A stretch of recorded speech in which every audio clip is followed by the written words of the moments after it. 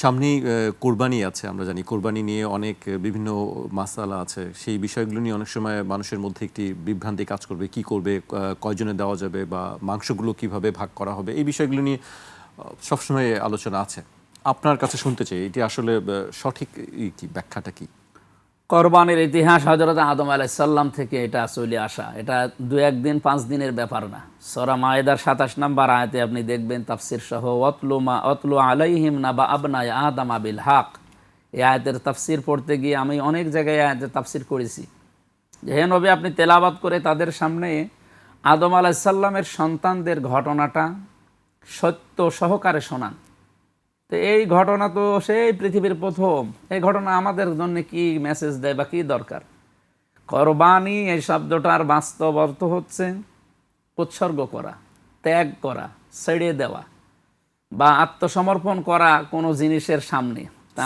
সূরা কাউসারেও তো সূরা কাউসারে আছে ইন্না আতাইনাকাল কাউসার ফাসাল্লি লিরাব্বিকা ওয়ানহার। এখানে নাহার মানে কোরবানির ওই যে পশু জবাই করার যে রক্ত, এই অর্থে আসে, কিন্তু এখানে একেবারে সরাসরি আছে অতলু আলাইহিম নাবা আবনাই আদম বিল হক।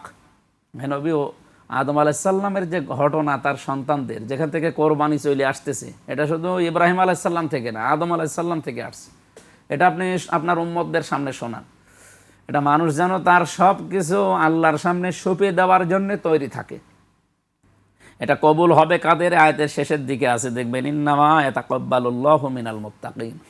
যে মানুষগুলো নিজেদেরকে সংযম করতে পেরেছে, পরহেজগার যারা নিজেদেরকে কন্ট্রোল করতে পারে, মানে একেবারে মন মতো জীবন চালায় না, এই মানুষগুলোর কোরবানি, ত্যাগ, তিতিক্ষা, কষ্ট, ক্লেশ যাই বলেন, এগুলো আল্লাহর দরবারে কবুল হয়। আমরা যদিও কোরবানি পেয়েছি আমাদের জাতির পিতা হযরত ইব্রাহিম আলাইহিস সালামের, ইসমাইল আলাইহিস সালামের জীবনী থেকে, সেখান থেকে যে নিয়মটা, এই নিয়মে আমরা মুসলিম জাতিরা কোরবানি করে থাকি। এর ভাগাভাগি নিয়ে মতভেদ আছে, গোশত ভাগ নিয়ে এবং কোরবানিতে ভাগ দেওয়া নিয়েও মতভেদ আছে। এটা মতভেদপূর্ণ মাসালা, এজন্যে টেলিভিশনে এগুলো ওইভাবে ওপেনভাবে আমি বলি না। তারপরও মাসলা যেহেতু এসেছে, অন্যদের মত আমি শ্রদ্ধা করি, কিন্তু আমি যেহেতু আবু হানিফা রহমতুল্লাহ আলাইহির মাযহাব অনুযায়ী চলি, তার মাযহাব অনুযায়ী নিয়ম নীতি কোরআনে, এটা সূরা হজের 28 নম্বর আয়াতে আছে। আল্লাহ রাব্বুল আলামিন ওখানে কোরবানির গোশত ভাগ করার ক্ষেত্রে একটা নিয়ম দিয়েছেন, ফাকুলু মিনহা ওয়া আতিমুল বাইসাল ফাকির, যে তোমরা নিজে খাও, যারা অভাবী এই মানুষগুলোকে দাও, আর যারা দুস্থ এই মানুষগুলোকে দাও। এখানে তাফসিরে 1 নম্বরে নিজে খাওয়ার কথা আছে, ফাকুলু মিনহা। 2 নম্বরে যারা আত্মীয় স্বজন যারা আছে এই মানুষগুলোর কথা আছে। 3 নম্বরে যারা দুস্থ, একেবারে অসহায় এতিম মিসকিন, এদেরকে দেওয়ার কথা আছে।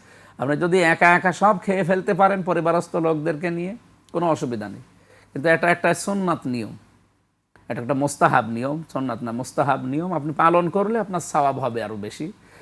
আর ভাগ দেওয়ার ক্ষেত্রে যে মাসলাটা আমরা জানি, এদেশে যারা মাযহাব মানে না, আহলে হাদিস দাবি করে যারা, এ মানুষগুলো ভাগাভাগের ভেতরে নেই। ওরা বলে এক পশু একজন দেবে, কোনো ভাগ দেওয়া যাবে না। কিন্তু আবু হানিফা রহমতুল্লাহ আলাইহির মাযহাব অনুযায়ী আমরা 7 ভাগ পর্যন্ত দিতে পারি, একটা গরুতে, একটা উঠে, আর এর নিচে যারা আছে ছোটোখাটো ছাগল, দম্বা, এগুলোর জন্যে 1 ভাগ, একজন একাই দেওয়া লাগবে।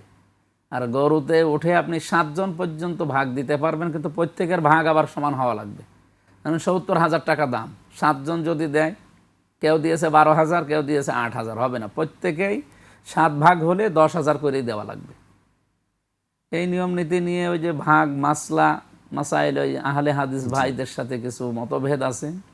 তারপরও আমি ওদেরটাও আমি সম্মান করি, কিন্তু আমরা মানি না, কারণ আমরা তো আর আহলে হাদিসের ওই নিয়ম নীতি মেনে চলি না। আমরা যে নিয়ম নীতি মেনে চলি সেইটার কথা আপনাদের জানালাম, যে এইভাবে আমরা করি, আপনারাও আশা করছি করবেন। এর পেছনে কোরআনের দলিল আছে, হাদিসেরও দলিল আছে, ওনাদেরও দলিল আছে। আমি বললাম আগেই যে আমি কারো মতকে অশ্রদ্ধা করি না, ওনাদের শ্রদ্ধা করি, সম্মান করি, কিন্তু মানি না, মানি আমাদেরটা, আবু হানিফা।